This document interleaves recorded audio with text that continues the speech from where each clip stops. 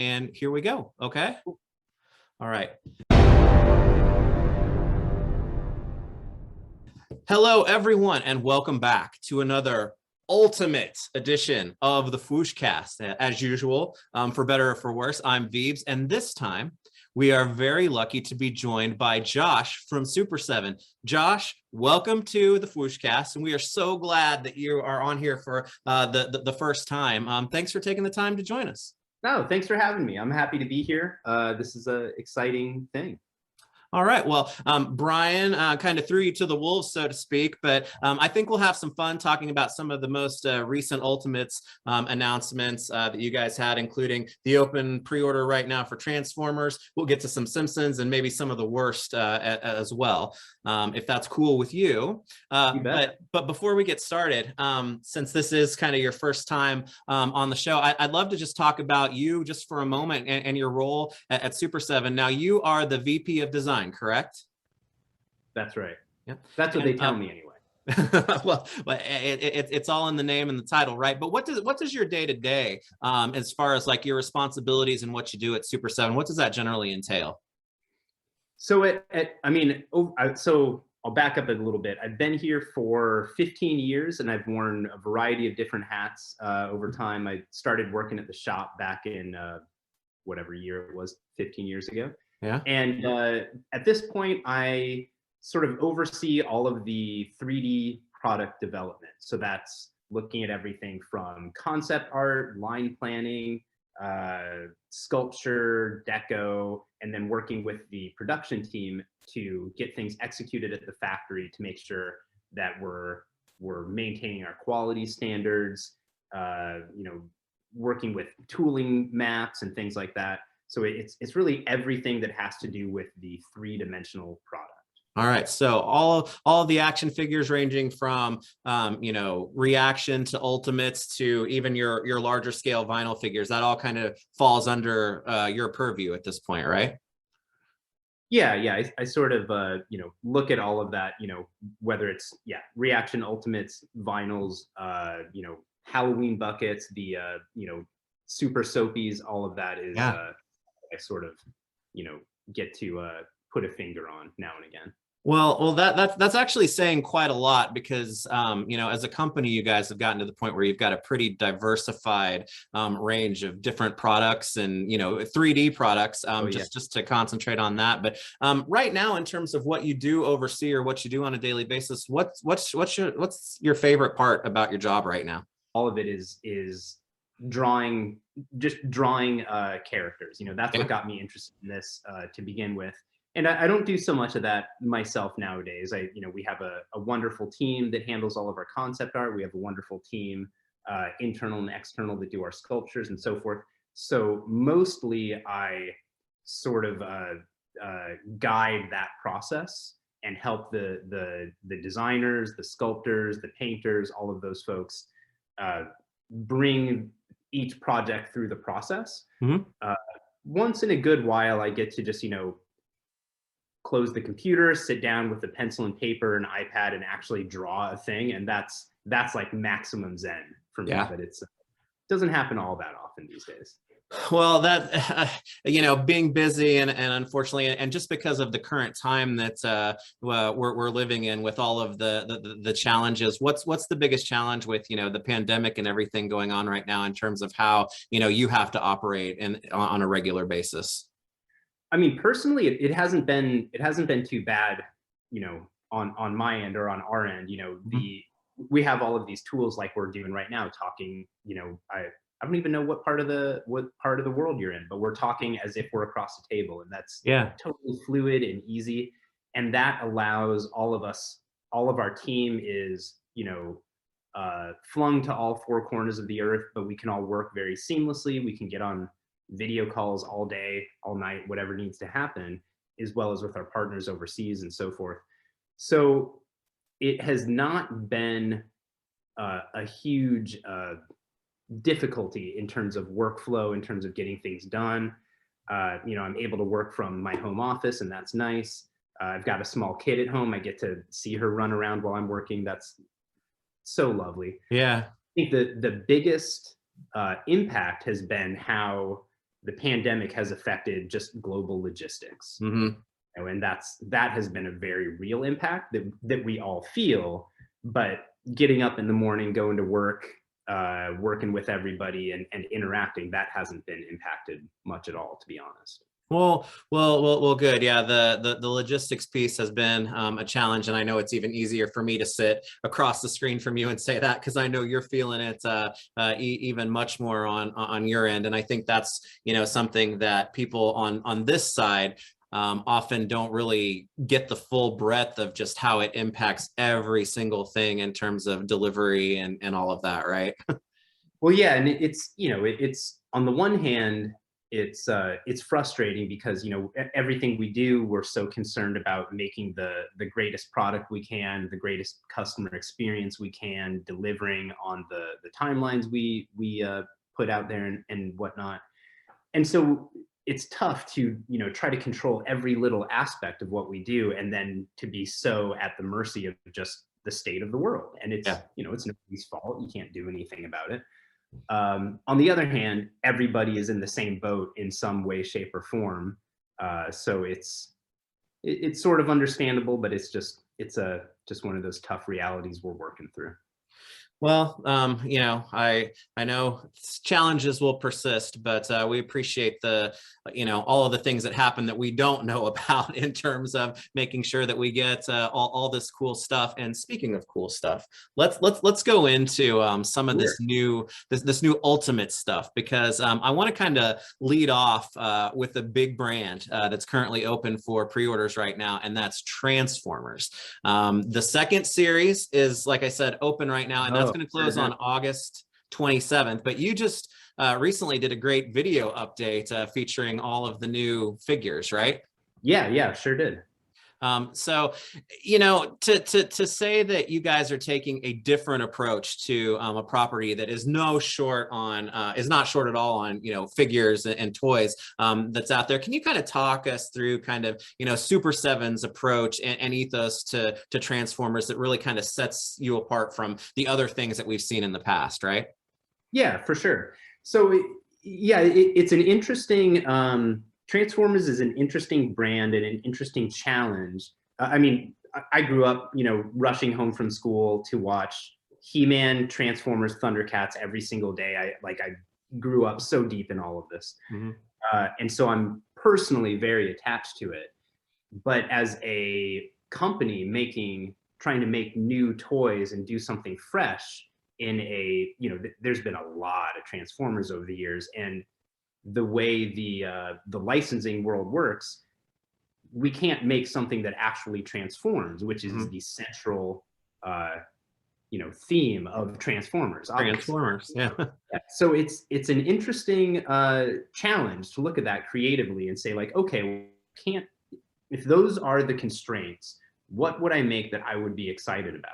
Mm-hmm. And so where we sort of landed was, you know, growing up, I would come home from school, like I said, watch an episode of Transformers. I had, you know, and say it was an episode with Grimlock or the Dinobots. And I would watch that episode, and then I would take out my Dinobots toys and I would play with them and I would transform them and, you know, have battles or do whatever else. And it was great. It was, you know, obviously we all grew up in that. But the thing in my hand did not look just like the thing on the screen. Mm-hmm. And that was sort of a key thing that was like, well, that's sort of a thing that hasn't really been made. It's been touched on here and there, you know, back in, I think, like the 90s, early 2000s, company called Hard Hero made some busts that were, you know, cartoon accurate and whatnot, but they didn't move. You couldn't pose them. You couldn't do anything with them. So then we made, you know, it's like, we'll make a big cartoon accurate Grimlock. Yeah. It can't transform into the robot, but it can, you know, move every which way. It can pose. You can change out the hands. It comes with the wheelie on the back. It comes from the movie, of course. It comes with the weight thing. It comes with all the other parts. And so that became a compelling, we found compelling to us, an interesting thing to do with the brand that had not been done. Well, series 2 has a very interesting and somewhat eclectic lineup, and you brought Grimlock on first because I mean I think when you guys kind of laid out what series 2 was going to look like, I mean Grimlock was going to have to be the hit of the series, but your video actually showed that this is a giant toy for this line. He really is bigger than everybody at this point, right? Oh yeah, it's enormous, and we try to, the Ultimates line is we try to maintain scale in a sort of a mostly accurate way. So like I'm sure if you do the technical measurement, maybe Grimlock to Megatron, maybe Grimlock would be a little bit bigger than he actually is, but then we don't want to make it so big that it becomes unwieldy and whatnot. Right. It's still sort of toy scale as opposed to real world accurate scale. But it also seemed wrong to not make Grimlock just absurdly large. And so he is. He's a little bit taller, but he is thick and he is deep, and it's a really impressive piece to hold in your hands. Yeah, and he's a little bit different from the rest of the characters, not only in this assortment, but the first assortment is that this is technically his alt mode, right? Which is really what everybody wants, but that kind of sets him apart from the rest of the figures. Yeah, and that it's a funny thing when the way we think about line planning like this. There's you always want to have a couple I don't know, sort of heavy hitters or really well-known characters that people are going to really know and latch onto, and then you sprinkle in some I don't want to say deep cuts is maybe a better word for it, and so you can get Trax hasn't gotten a lot of love over the years necessarily, but as you think about that, and then we set certain rules where it's like, okay, we're going to do all robots, but not Grimlock because he's cooler this way. Yeah. So, we get into those things where I'm over talking it, I think, at this point, but no, we will set rules for ourselves, and then we will break them all the time when it's like, yeah, well, the rule would be we'd have Grimlock as a robot, say, but this is way more fun. Yeah, so let's do that thing instead. Yeah. Absolutely. Well, Grimlock is way fun, and like I said, I think that he's probably the runaway favorite if people had to pick one. But I got to tell you, for me, Bludgeon gives him a serious run for his money, and I mean, this is a character that seems to fit Super7 really, because I mean, we're talking robot, skull, samurai, right? So. I'm not an encyclopedic when it comes to Transformers, so seeing him, I kind of was like taken aback in the best way for the first time, that wow, this is a really cool, different looking guy, that it's like even next to Grimlock, he's very impressive. Yeah, he is. And Bludgeon is a funny one because he wasn't in the show, but he was in the sort of the later eras of the G1 toy, the comic books. It's always one of those characters you sort of, I mean, I'm not an encyclopedia about this stuff either necessarily, but I didn't know that much about Bludgeon. I didn't read the comics when I was a kid. I just had the toys and the show and the movies and all that. But it was just one of those things in the back of the mind. It was always like, that guy was cool, and I don't really know much about him, but it was sort of like, I want to know more about him. As being in this position, being able to influence some of the character choice here, it's like, this is a good way to dig into that. Like, he seems cool, he seems fun, probably other people are going to think he's cool, and he's like a sort of weird outlier for everyone that we've all sort of collectively kind of wanted to know more about this character, want to have a little bit more from this character, so we decided to go there. Well, I'm glad you included him, and he's standing right next to Megatron, because Megatron kind of represents the other end of that spectrum, right? And he, along with the Optimus Prime in Series 1, I mean, they represent something very important, I think, which is iconography, in terms of like, this is the brand. So and while they may seem like obvious choices, that doesn't bring down, I think, the importance of also including these characters that that, you know, as you said, people have wanted the cartoon accurate versions of these guys forever. And this is the first time. I mean, that's got to be really special in its own regard too, right?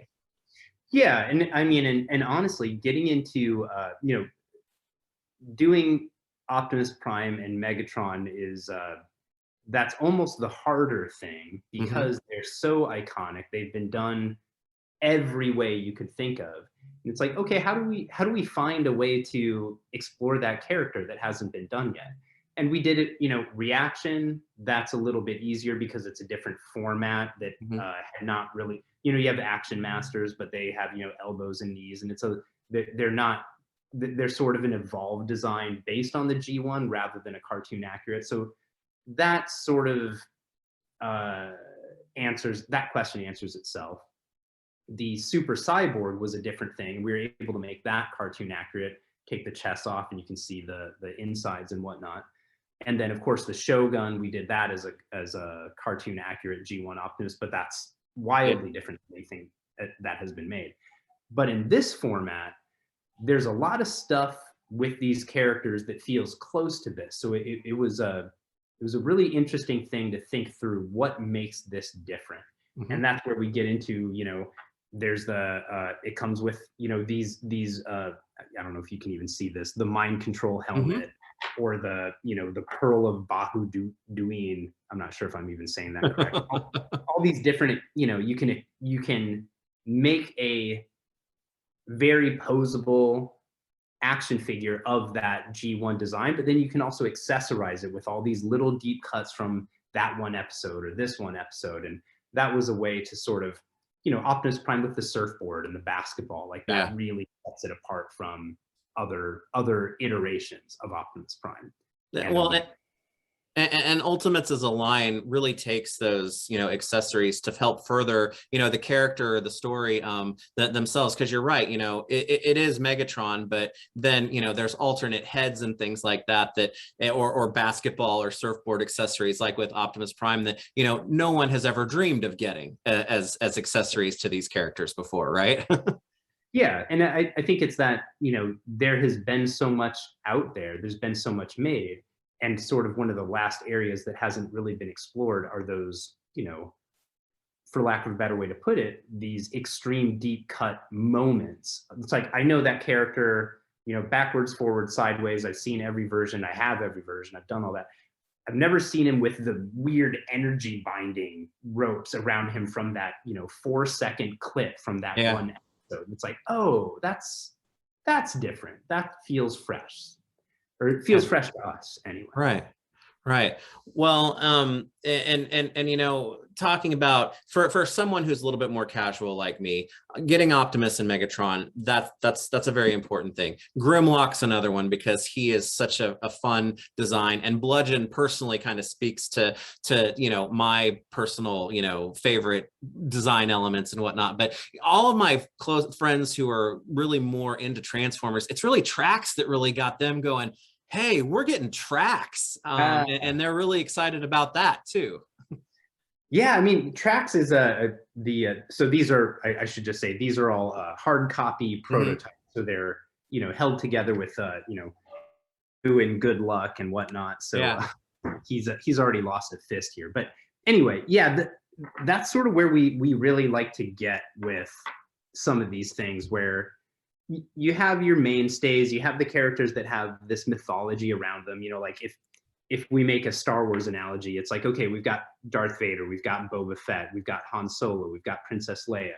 It's like, but who's making Bo Shek from that, you know, 4 seconds in the cantina? Yeah. And, you know, Trax isn't quite at Bo Shek level. He's maybe I don't know, he's maybe a Gamorrean guard or something like that. But, you know, it's really fun to go explore some of these characters that haven't been as represented or haven't been explored in a way that's like, you know, is Trax cool? Yeah. Why is Trax cool? Well, let's talk about it. Let's make these things. Let's make the, you know, the Hoist Goes to Hollywood, I think is the name of that. Trax is extra and wears this It's funny that you mentioned Transformers because, or sorry, Star Wars, because when I think about, you know, the background characters that are really cool that have never really been brought to the fore, I always say we need the Cantina aliens of this property, and it's good to hear, you know, you guys kind of thinking about you know, that kind of the same way. So when you talk about the overall approach or ethos to, you know, how you're going to be handling the Transformers Ultimates line in the future, I mean, is this kind of the pattern that we're going to be able to see, or are you looking to just kind of maybe make each assortment just kind of, you know, surprises on its own, or what are you, is there something central that you're hoping to establish as you move along? It's a bit of both, honestly. And the Cantina aliens of whatever property is the perfect analogy. I mean, we internally here, we, you know, we're all come from different places, have our different, you know, loves and whatnot. But Star Wars is sort of the connecting tissue between all of us. So that that becomes the language. Yeah. So we'll talk about, you know, for example, what is the Boba Fett of Transformers? What is the Aunt Beru of Transformers? What is the whatever? And we okay, so who is the Aunt Beru of Transformers? I threw that out and I don't have an answer. I don't know, maybe Alpha Trion, or no, I don't know, maybe Orion Pax. Okay. These like deep cuts that were like half an episode, but have relevance to the lineage of the primary characters, something like that. That was a tough one off the cuff. on Beru's the one that's going to stump us on that, right? yeah. What is the blue milk of Transformers? Yeah, exactly. Well, I think you got that. I think you got that alternate head for Megatron with the coming down the side of his face, right? Yeah, exactly. Well, this pre-order is open for until the 27th, but in your video you also gave us an update about how things are going with series 1, and you were showing us some of the gypsum models that are used for tooling. So at about what point in the process does that fall in terms of order of things and timing as well? So the basic process is, you know, obviously you have, you know, get the license or whatever, but then you have a concept, then you have a sculpture, then that sculpture goes to the factory once it's final, and then it gets, we engineer it ourselves in terms of how we want parts broken up, how we want the articulation to work. But then at the engineering, or excuse me, at the factory level, you get into like, okay, well, this shoulder joint is a you know, a disc joint, say, and they need to spend a little bit of time to engineer that to make sure, you know, is that disc 1.23 millimeters wide or 1.25 millimeters wide, because that'll make a difference in how, whether that joint is loose or tight and whatever. So we go through all of that, and then we get an output and we test it out. And if that all works, then we go to gypsum. Gypsum is the final stage before tooling. Some factories make tooling from a file. Well, they just go from a file digitally to cut steel. Other factories do it a little bit more old school, where it's akin to a lost wax casting process, more or less. It gets, we could talk about that for hours and hours, but gypsum is sort of the final thing that we look at, and we look at the range of motion. We make sure that all the details are present and sharp and all of that. So those gypsum photos that we showed in the video and talked about, they're at this point a good, I don't know, month and a half old. So well into the tooling process at this point. But there's a point during tooling where tooling takes a good 45, 60, 75 days, depending on how complex, how many parts, what the tolerances are, so forth. So the next stage then is we will see plastic test shots. And we expect to see those for wave 1, what are we, end of August. We'll see those mid to late September. Okay. We'll fine-tune those shots. We'll get to a point where we have good, solid plastic shots where everything moves really well. All the joints are tight. They'll hold, you know, you can articulate the arm up here and it'll hold that pose. The gun fits snug in the hand, etc. And then from there we go and we do our last deco process and make sure that all the colors are correct, all the all the pad printing for Autobot and Decepticon insignias is correct, all that jazz. So don't quote me on this because I'm doing math in the background. Right. Flynn is really good at math on the fly. I'm not. So I think we're looking at something for these things leaving the factory. We're looking at something like end of this year. Okay. Okay, great. Well, it's always exciting to get kind of that initial, wave first series in hand, because, we talk about character selection and seeing new things, but a lot of the story is kind of told through that, getting the first real thing, and you kind of get that full understanding then, just where this is going and what the possibilities are. So I'm really excited to see where you guys go from a Transformers perspective, because, to me, these cartoon accurate, and I know it's heresy to say, but Transformers that transform, they like give me a headache sometimes. So I like the simplicity to be able to focus on how they actually looked, rather than having to, sometimes sacrifice those bits just so that a transformation will work, right? Yeah. Transformers are a funny one like that, where it's I have a lot of nostalgia for growing up, being 5 and working on a Grimlock or whatever. Mm-hmm. So I really like that more basic, simplified transforming style. Mm-hmm. The newer stuff is just, it blows my mind. Like I watched the Hasbro Unicron transforming video that they posted, where that has to be a phone book. Oh man, like. But that is I bow down to that engineering. Like, that is incredible. But I don't know if I have the patience to do it. I think mine would just sit in the box. Yeah, that's like a once in a lifetime. I don't throw any shade on that, by the way. No. That is the absolute, and I'm an insane Transformers the movie fan. That is the absolute coolest toy that has ever been made as far as Unicron goes. But it's a once in a lifetime transform, right? Yeah, I need to schedule time to work on that. Yeah, absolutely. Okay. Well, Transformers, as we said, series 2 is gonna go up through pre-order through August 27th. So if you haven't done so, get your pre-order in on that. But if we can now, I'd like to transition to another recent announcement for the Ultimates line. No. I know, it's like, let me move these delicately.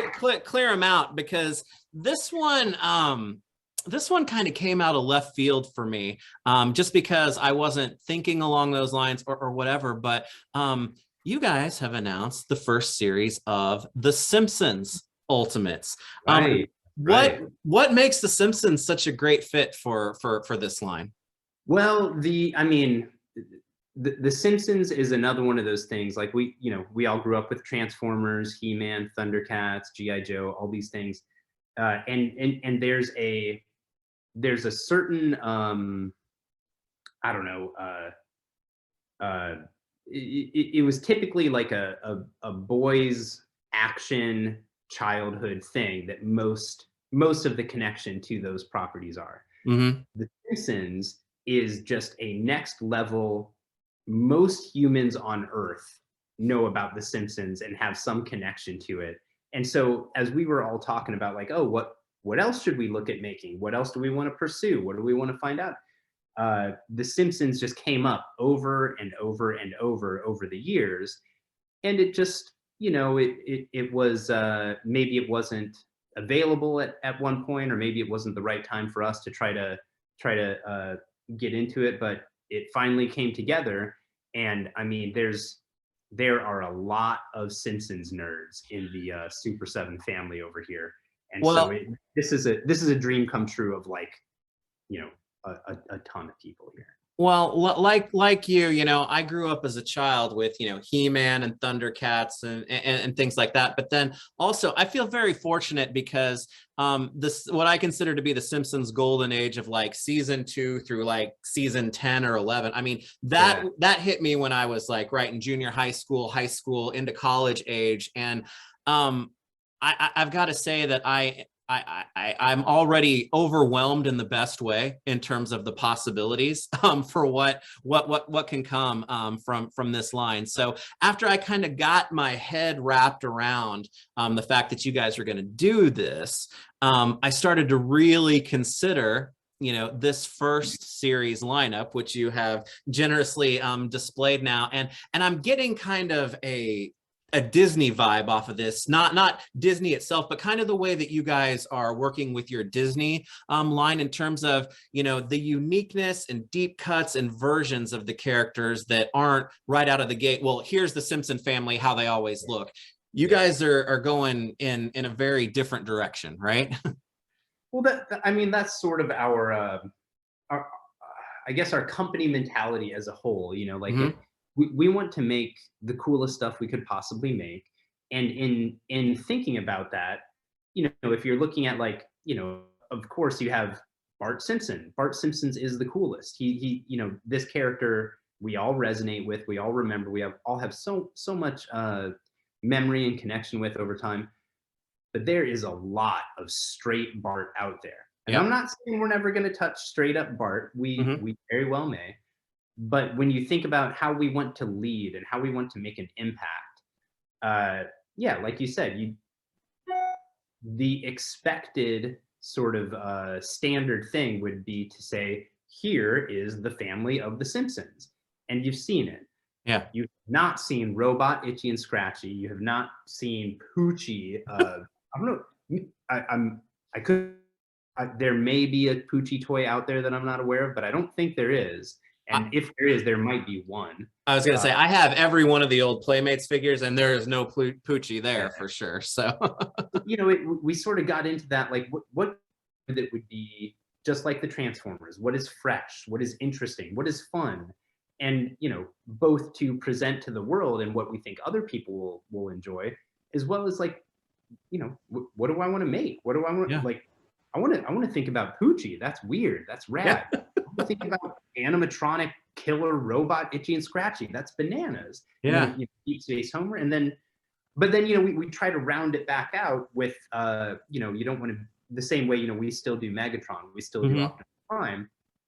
We'll still throw in some of the mainstays. Like, you've got Mo, and Mo's been done. But I don't have all the accessories right here handy. But not with a flaming Mo. Yes, there's not a flaming Mo out there. There's not a Mo with Panda Bear, you know, smuggled Panda Bear. Get out of here! Get out of here! It's over. Yeah. Like, it's the same story. You know, like, how do we approach Mo in a way that hasn't been done? Yeah. And you know, it's like, what do you think about when you think about Mo at a glance? You think about the bartender who gets the prank calls from Bart, you know, asking for I don't know, if there's a huge ass in the bathroom, you know, check the bathroom for a huge ass. Yeah. Amanda Kiss a lot. You know, Amanda Hug and Kiss. Amanda Hug and Kiss. There. I haven't seen that in a minute. But so he comes with that face and the phone, and, you know, it's just, okay, like, how can we have a little bit more fun with this? How can we present a, you know, something a little bit more unique that that you haven't seen before? Yeah.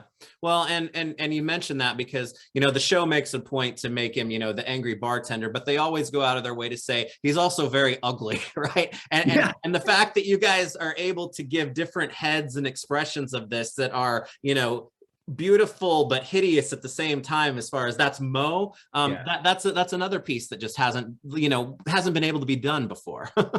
The painful smile Mo. I actually we talked about it a bit. It was way too dark, but, you know, talking about Mo, I can't remember exactly what episode it was, but it's he's like in his underwear putting his head into the oven with a sign on his back that says "No Funeral," and it's like, that would be great, but that's just over the line. Maybe that's a Comic-Con thing someday. I don't know. Well, yeah. I was gonna say Mo in his underwear definitely had its moments in terms of, we're already talking about variants, right? But you know, when tourists mistook him for Drew Barrymore in one episode, you know, I mean, that there's just so much that can be done. But I'm glad it's fun to see Mo as kind of the the straight man of the wave in terms of like the iconic look, because he's always been one of those kind of at the top of my list characters. But so for me, seeing him in his classic way, I start looking at, this is the first time that Mo's going to move more than, just right here too. Is that a truly articulated Simpsons line is just, it's something that's never been done. Well, speaking of, so we split up the promo video on, I'm not sure if the promo video has gone out on this yet, to be honest. I don't think I've seen it yet. But we split it up. I did part of it. Allie, another Super7 family member, did part of it. So I don't have the paint masters here for Mo and Deep Space Homer, but I do have these, these are the factory articulation outputs where you can turn in, you can bend the shoulder. I don't know if you can see this very well. Yeah. Bend the elbow, bend the thing, articulated the hip. He can frolic, not that he ever would, and then, and just to get more into the process, like, okay, we got the sample and he can lift the leg. Oh, that's really good. But, oh, the knee doesn't work quite as well. So we're going to go back in and adjust that to make sure he can get a good, 90-degree at least sort of bend. So that's sort of, we sculpt it and then we test it to make sure, does this really work? And it's like, oh, we missed something there. That needs a little bit of, volume carved out behind the knee. And so then you go back in and fix it and make sure that he can, play soccer or whatever. at least kick somebody out of the bar, right? Yeah, there you go. Even yeah. Well, to talk about, these outputs that you have, the other one obviously sitting there is Homer. And, even making the character and version choices that you guys are going to be going after, it's like, it seems like for a first series, you definitely had to have at least Homer or Bart in the first series, but you went with Deep Space Homer for this. How of all the versions of Homer that you guys could have done, how did that one kind of land for you guys? Well, I mean, we talked through this one a lot. I mean, we went, God, the list of, because, like you said, you want to lead with a Homer or a Bart, but we didn't want it to be just standard, style guide Homer, style guide Bart. So, we went through like, this Bart, that Bart, this Homer, that Homer. And like, we went through exhaustively and listed all of them, and we talked about it. We debated it. Okay, like, let's cut these 10 versions out. They're not in the first couple waves. And like, we really, really went through it. And ultimately, but as we talked about it, Deep was the one that everyone sort of kept coming back to. It's like, okay, well, that's super iconic. That's a great moment. You can get into the inanimate carbon rod. That in and of itself is iconic from the show. Yeah. You got the ant farm, all these things. Careful, they're ruffled. yeah, exactly. You got the oh yeah, here we go. I do have a tiny, no one's gonna be able to see this, but I'm gonna do it anyway. We have a tiny ruffled potato chip. That comes amazing with that, a bag of chips, all that jazz. So, but then it becomes more about it's that character, it's Homer, but then it becomes more about the memory of that iconic episode. It's like, oh, like Homer did all these crazy things. You remember this, you remember that. Remember that time he went to space? And that sort of, as we talked about it more, that sort of bubbled up as the thing that resonated the most, at least with us. Yeah. Well, I think that's a great choice because, as you said, I mean, I think from a fan's perspective, you can start to think about, well, we're going to see more Homers and whatnot as the line goes on. But that really is because I haven't watched that episode in a long time. But when you guys announced this, I went and rewatched that episode, and that really is one of their strongest. So to see this version of him, it's a really fun way to lead off with a central character, but in a way that is a little bit more for the fans, right? Yeah. Sure. Well, and then the itchy and scratchy robots, because that we were talking about episodes, and the Itchy and Scratchy Land episode is really one of my favorites too. But I got to tell you, even as a Simpsons fan that can talk all day until people are bored out of their minds about the Simpsons, I would have never expected these guys, at least not this quick. So when I think about it, though, they're robot versions of Itchy and Scratchy. It's like, this is wonderfully in your wheelhouse. So this is great. Well, yeah. So as much as distilling down which Homer to do was not necessarily difficult, but a process of working through. There's so much. When we got to like right out of the gate, it was like, okay, well, we're leading with Itchy and Scratchy robot from Itchy and Scratchy Land. Like, duh. Like that is such a, we unanimously were just like, that is such a no-brainer. That's where we're going. Who else are we making in wave one? You know, so it was just, you know, you get just all the silly, like the Bort license plate. You know? that is an action figure accessory grail for me, because that still makes me laugh so hard. And like my wife, she puts up with a lot, but that's something that she just doesn't understand. And it's kind of like, if you know, you know, right? So there's that episode is so full of just gold, just hilarious gold. I have 3 daughters, but if I had a son, Bort would have entered the chat in terms of possibilities for a name. I gotta tell you. At least a middle name. Right. That's great. Well, but as crazy as those are, Poochie then. Because of the character and kind of what the whole point of the character was in terms of introducing him on the show, for you guys to come right out of the gates and lead with him, that's just kind of like Poochie.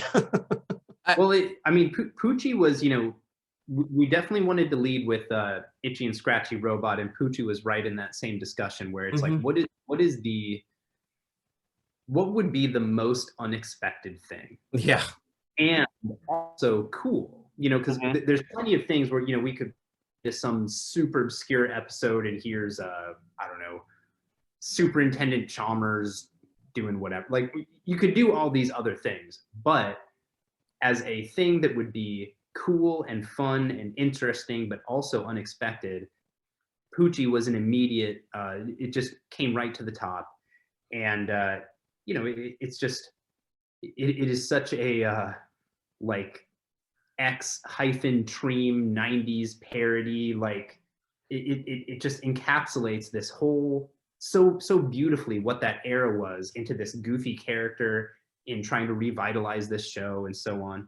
And so it just, I mean, we've been making jokes about Poochie for a decade internally, like well before we were ever talking about making anything with the Simpsons or anything like that. But it was just, that's always just been in the back, circling in the back of our minds. But because we talked about the Cantina aliens, right? But every property kind of has its own Poochie too. So to see the Poochie, you know, first and foremost, I've got to admit he's actually the one that made me like, all right, if somebody put a gun to my head, that's the one that I'm picking out of series 1. Nice. Well, I should also, a finer point on Poochie, I should point out the paint master we have here is slightly undersized. And I have the, pardon me, Mo, I have the, you know, articulation from the factory. He's actually, you know, in all of our solicitation, whatever, it looks correct. But just because I'm showing a thing here, it's small compared to these other guys, we brought him up to a size so that it fits. Okay, that's great. That's great to see, because he definitely was bigger than Itchy and Scratchy, or well, the regular versions of Itchy and Scratchy, at least as far as that goes. So it, you know, I would imagine this is kind of like where you guys are going to be, you know, because there's a lot that can be done with the Simpsons. So what challenge does that bring in wrapping your heads around just how are we going to make this line kind of come in and coalesce with itself, right? I mean, the biggest challenge with planning out a Simpsons line over multiple waves is just, you know, to do justice to all the things we want to do, to touch on all those notes, you know, all these amazing iconic moments. You know, we're going to need like 70 waves, and you know, will the world still exist by then? Who knows? But so, you know, we're putting it a little bit smaller than that for now, but you know, I think there's so much depth to Yeah. pull from.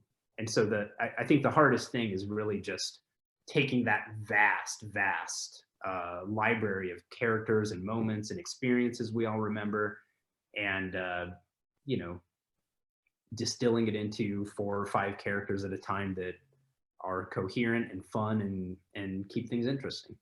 So for those who might be the more casual Simpsons fan, that you know, like Mo, for instance, for this wave, that version of Mo is what they know, and they're like, that's the one, you know, for me from this wave. Is it important to you too to kind of keep that, you know, buyer or that type of fan in mind too when you're doing your planning too, to catch some of those iconic ones each time in each series? Well, yeah, so there definitely, and this will get into a bit of things behind the curtain that I can't quite show just Sure. yet. But we definitely are thinking about this in those terms of what are the ways we can represent the very familiar, iconic characters in fresh and interesting ways, a la Deep Space Homer, Mm-hmm. as well as, you know, you're going to get all, you know, we're going to present all these different things. We're going to make all these different, you know, iterations of these characters. Where does regular Homer happen? Yeah. Does regular Homer happen? And, you know, so we start thinking about that. And as we think about like, well, you know, what are we going to do with other formats? Perhaps, maybe Mm-hmm. I'm not sure if I'm allowed to say that, but maybe Mm-hmm. I am, maybe I'm not. And so we think about within this format, within other formats.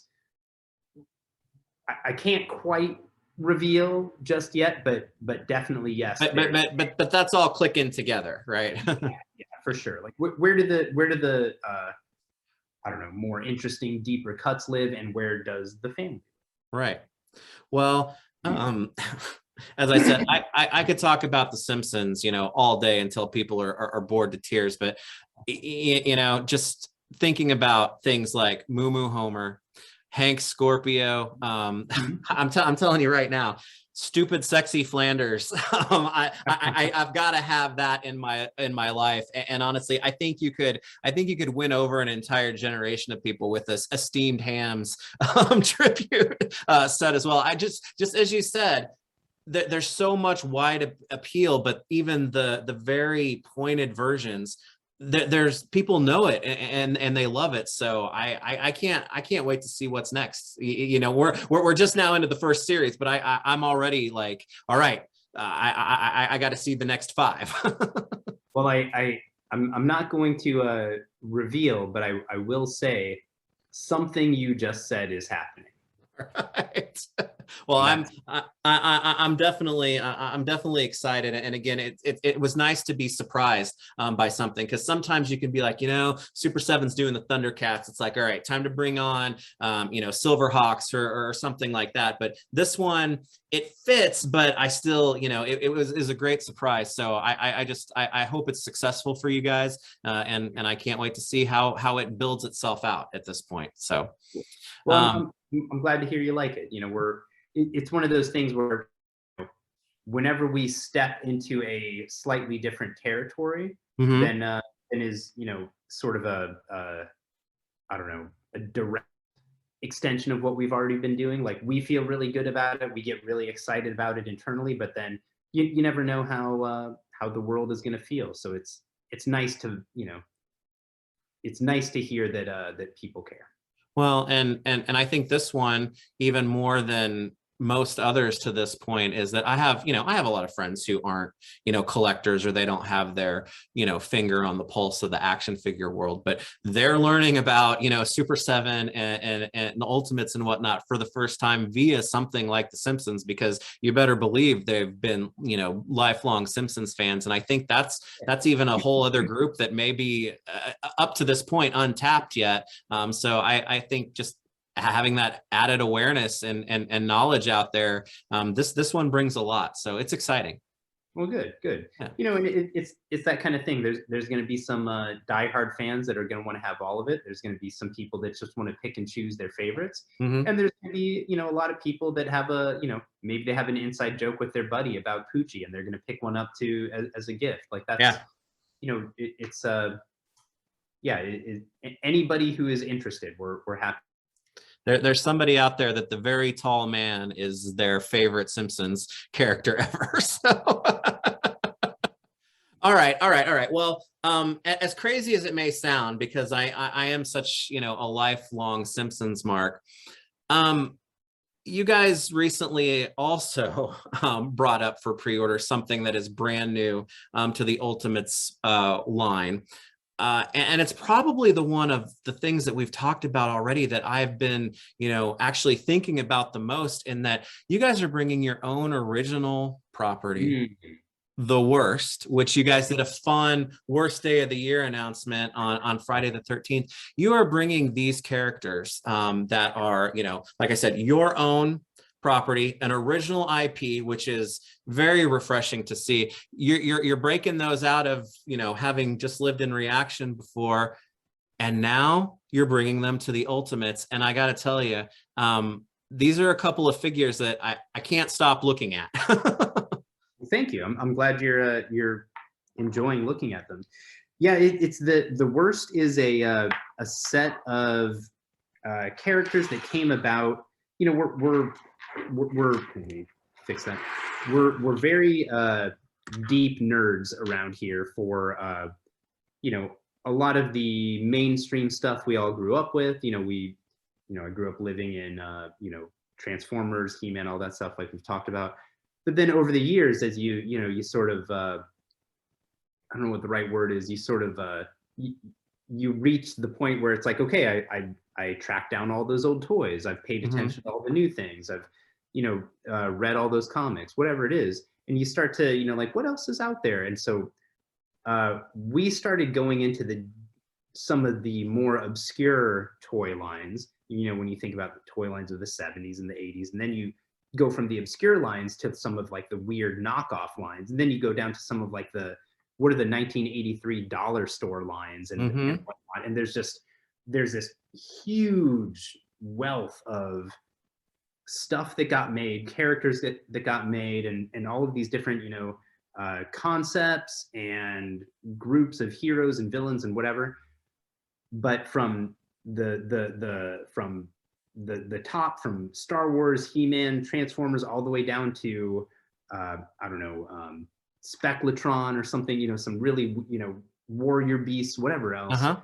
There was one truth across all of it, which was the villain is always the coolest one. Yes, sir. Across the board, undeniable. Yep. The villain is always the coolest toy. And so, you know, maybe you go hunt down that, and maybe you pick up some of the you know, henchmen or the heroes or the sidekicks because they fit and they're cool too, but the villain is the best. So just being nerds, and, you know, we'd hang out in the office and, you know, do our thing, and we'd go out to lunch and we'd be talking shop and whatnot. We just kept coming back to that idea that the villains are always the coolest. And so then it was, what if we made a line that was only villains? You don't need heroes, you don't need sidekicks, you don't need henchmen, you don't need the character that's in the, you know, back at the HQ manning the computer. Like, that's important for the story, but it's not as cool a toy as the outer space skeleton pirate or the bat vampire or any of these other things. So that was the impetus to creating The Worst. They were the worst villains. And then the flip was they're also the worst at being villains. So they are inept. They are the coolest villains you can imagine that all suck at being. Yeah.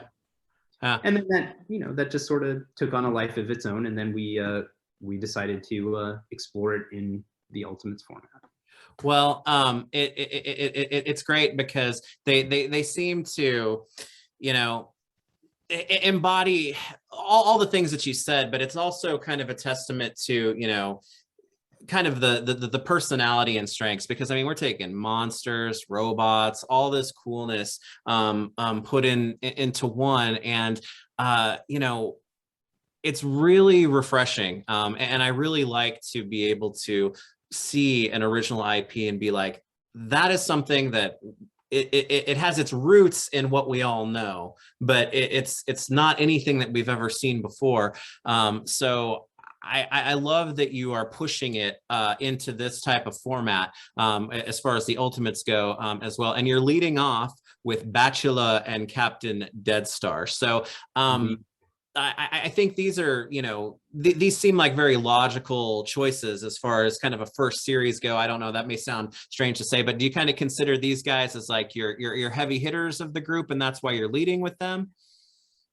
Yeah, you know, there some of that is, you know, when we decided to go Ultimates with them, because we've done, you know, a good couple years or so, 2, 3, I don't even know how long now, of doing different reaction versions of these characters. We did a wave of 6, we did another wave of 6. We're now in the midst of a third wave.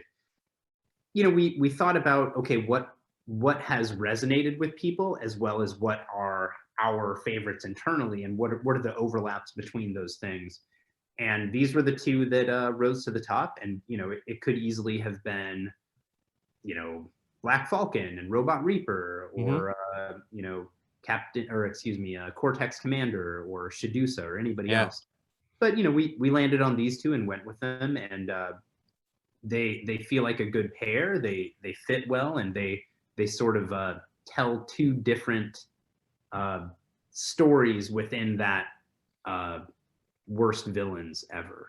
Well, they're very eye-catching, and they bring, and in this format it brings a certain level of detail that they haven't really had expressed, you know, before. But when I'm looking at these guys, and you know, the worst overall, you know, you talked about that kind of aesthetic feel from the 70s and 80s, but also when I'm looking at these, I'm also seeing, you know, that way back into kind of like the Universal Monster era influence coming in here. There's even a little bit of mid-century-ness to them, although but it's all then put in a blender, and these also feel very modern too. How did the design process in you know, coming up with the way these characters look, or how, you know, the property as a whole would feel, how did that all just kind of enter in together to bring out what you guys have put in front of us now?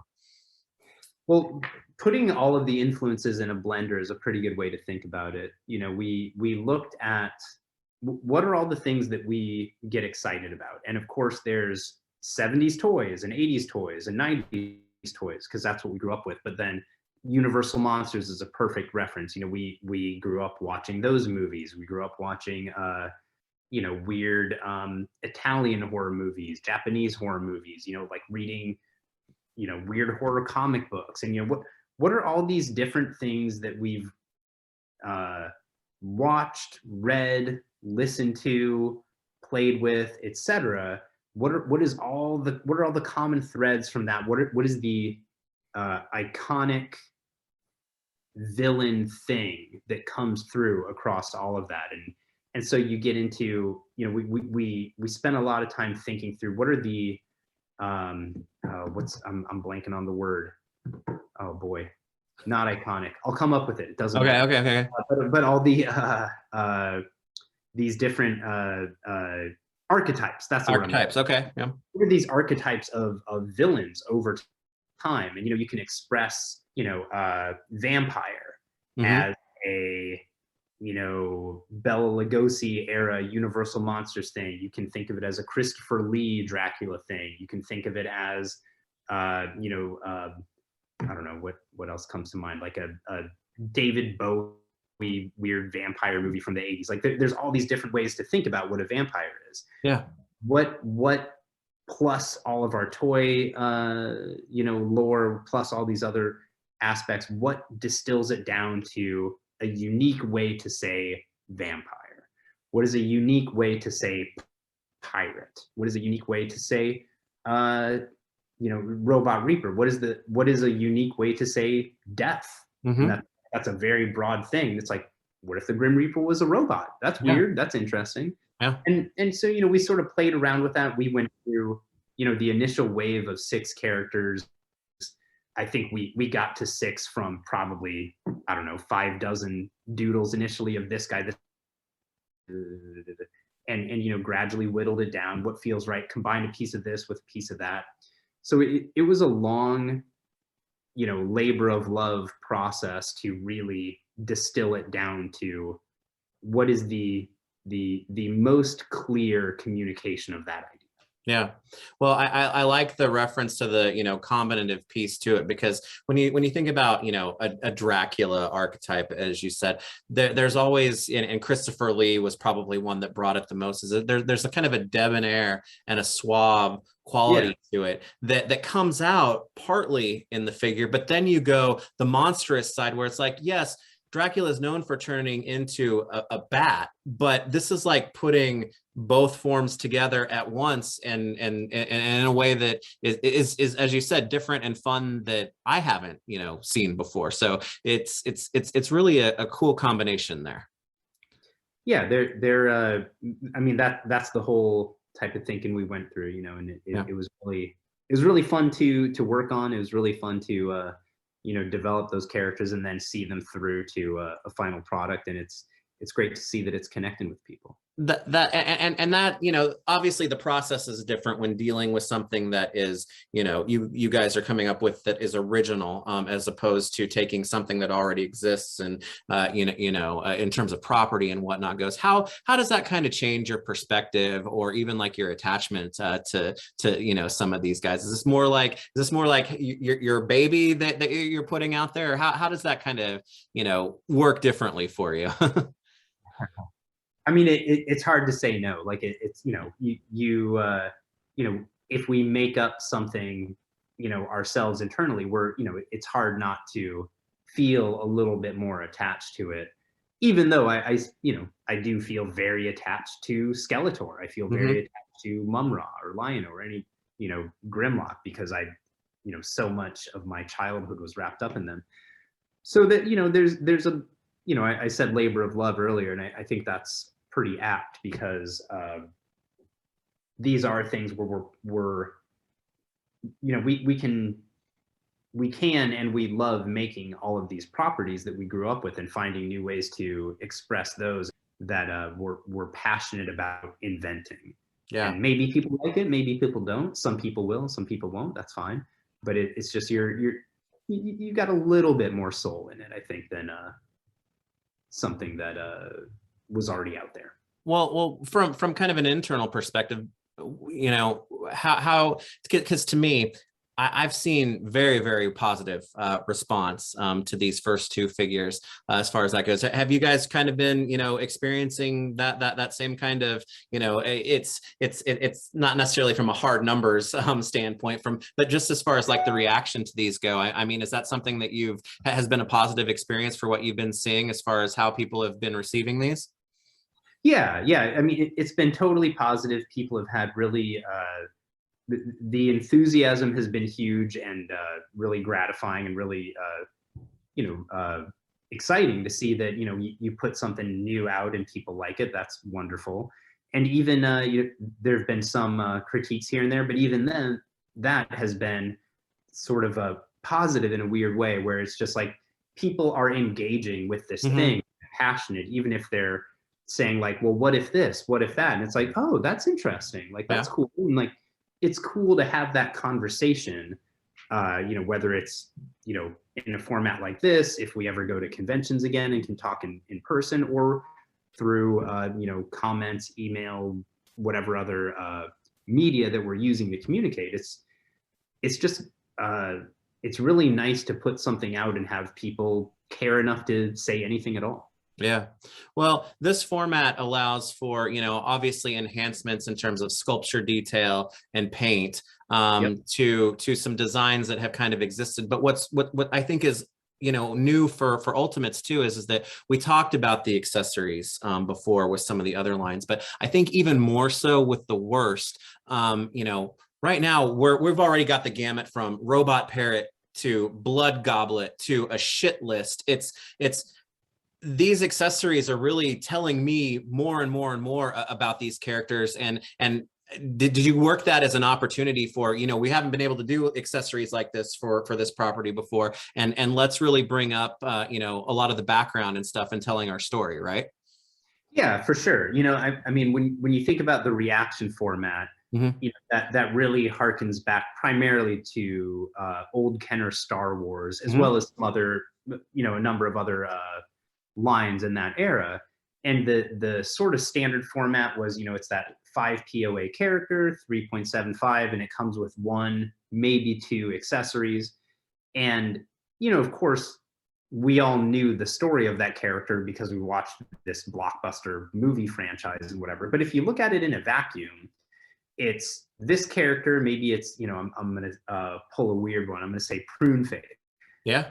It's like Prune Face is this like, forest, uh, fatigues kind of outfit with this weird alien extended brain head, whatever, with a cloak and a rifle. And so Mhm. if you look at that in a vacuum, it's like, what is that guy's story? Like that's Yeah. weird.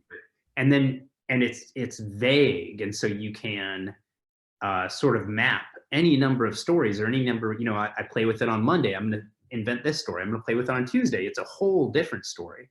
And it leaves so much open to the imagination. And so that's where we went with reaction with the worst. It's like Captain Dead Star, Flaming Sword, that's all you get.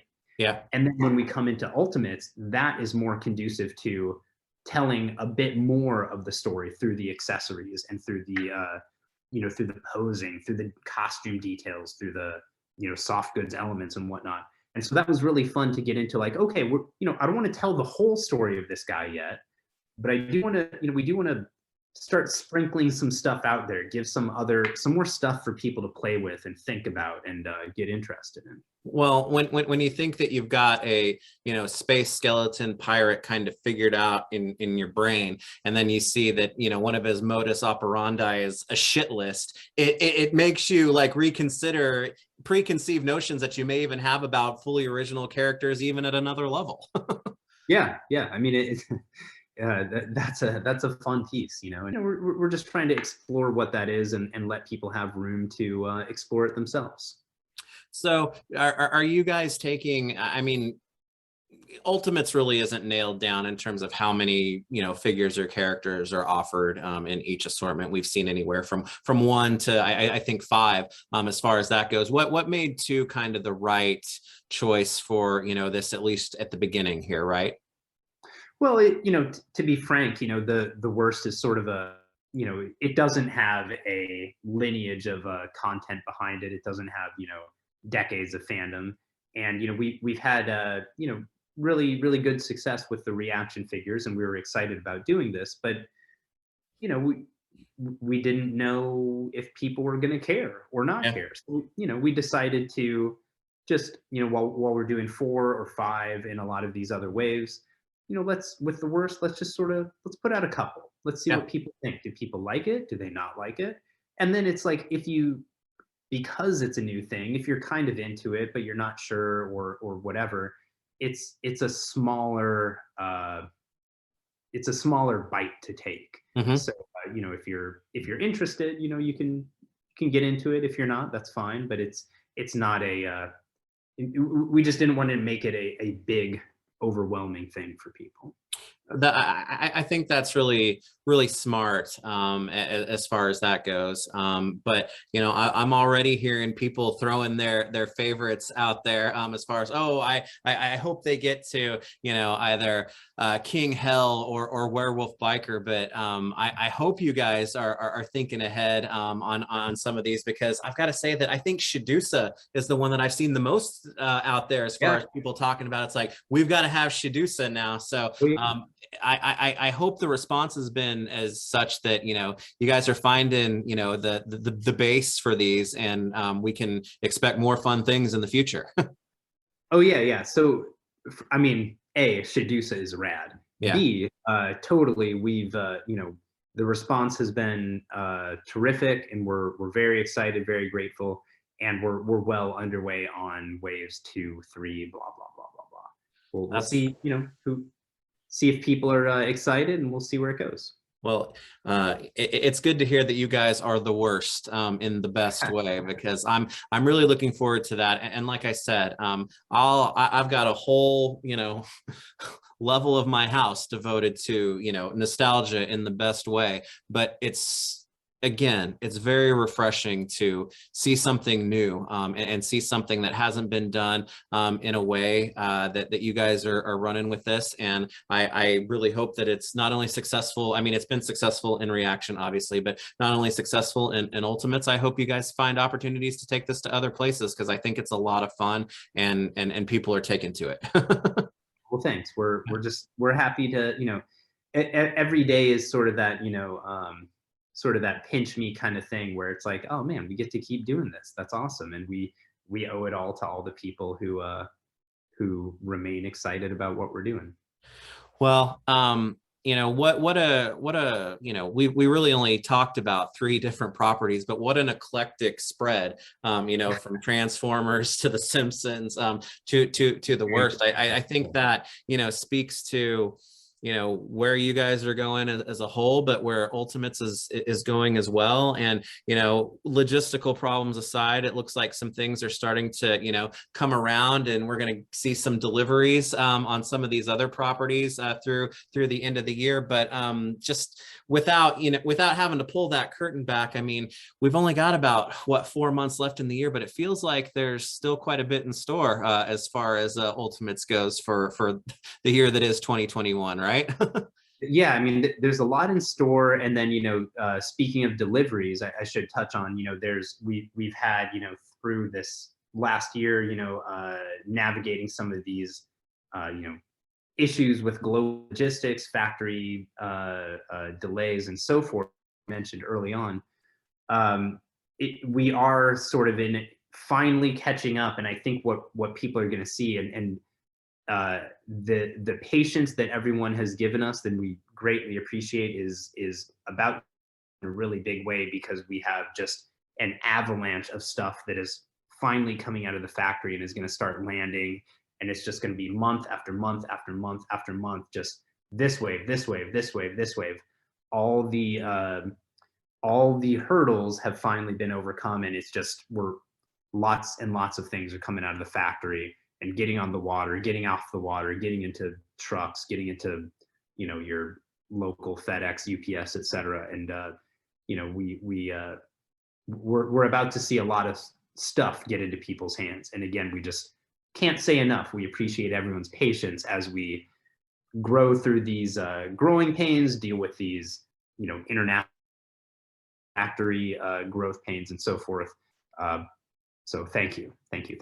Well, that's awesome to hear. And I think that, it touches on something, because you guys recently sent out, I think it was just this week, updates about, your Thundercats line statuses and things, and kind of, without getting into specific dates and whatnot, but I know there have been, logistical challenges with that as far as that goes. But, sharing, some timelines that are in place, I think people are starting, to really see like, hey, we're gonna have a collection kind of explode here pretty quickly. But you mentioned timing of all of that, and being able to share pictures of various things. And you guys shared carded images of, Series 2 and Series 3 of the Thundercats, and then some tooling, what look like tooling shots of Series 4. Can you kind of do you know, because you may not know simply because things move quickly, were those package shots, are those final figures, or are those kind of from back a little ways where changes and whatnot are still happening? So most of those photos are, I would call them mostly final.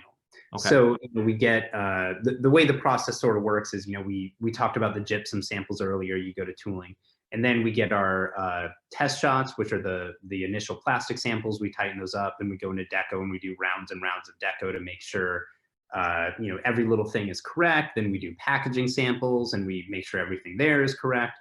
And a lot of times we'll get into that last where we're at about 95% of where a product needs to be. We'll get that final sample, and we may use that 95% sample to start talking about, to start updating people and whatnot. but there's little tweaks here and there where we're still going back to the factory and saying like, okay, we're going to start showing this to people, but that thing needs to go like this. That color needs to be changed just slightly, or whatever the case may be. So there's in most cases on the update emails people have seen, there's little things that are just little bits of tweaks to bring it just that last little bit over the finish line before they get out the door of the factory. Yeah, that's good to hear, because I think that, you know, people are seeing some things and having questions about things like Chitara's hips or Mumra's forearms and things like that. Those were, you know, taken from a time where it was, you know, before the final tweaks are made on some of that stuff, right? It's not like you guys just got these in yesterday and here are the pictures of them. Yeah, I mean, and actually in the case of Mumra's forearms specifically, I actually got an update from the factory this morning and saw like, okay, here they are correct. We're now going ahead into final production. So all of those things get tightened up at the last minute. But we are sort of thinking behind that is we would rather put something out and let people know where we are and what's happening sooner, so we can keep people informed, rather than saying like, okay, it's going to be another couple weeks or so before we get a slightly better photo. It's like, let's just get something out now so we can let people know what's happening and let people know what the timelines are. Just because, you know, I mean, when I order something, I want to know what's up, and I love updates because I get excited about it. And so we try to impart the same sort of thing to all the folks that have supported us. Well, I appreciate the insight on that for sure, because it's, you know, once things are out there, the questions start coming in and things like that. So being able to take some time to actually sit down and discuss it, I think helps to give people a lot of clarity about how many steps are involved, even from, you know, a packaged sample standpoint. So I appreciate the background on that. Yeah, of course, of course. I mean, that, you know, we're always happy to, you know, share how the sausage gets made, so to speak. And it is a lot of steps in a long process to get to that final beautiful figure that you get in your hands. Well, you know, like I said, I'm looking forward to seeing, you know, things arrive, new things announced, you know, between now and the end of the year and into next year and beyond. But Transformers, Simpsons, and the worst. I appreciate you, Josh, taking the time to talk about those and giving everybody updates on that. And it's going to be exciting where those properties go as well. So. Yeah. Well, thanks again for having me here. This has been really great to chat with you. I really appreciate it. Well, hopefully, you know, we'll give some time to pass and see, you know, things be delivered and other things announced, and maybe we can come back together and talk about some new stuff in the not too distant future then. Oh, I'd be more than happy. All right. Well, Josh, thank you very, very much for taking the time with us today. I appreciate it. Keep it up. And like I said, I can't wait to see what's next. Oh, my pleasure. Thank you. Thank you. All right. Thank you, Josh. Thank you. Take it easy.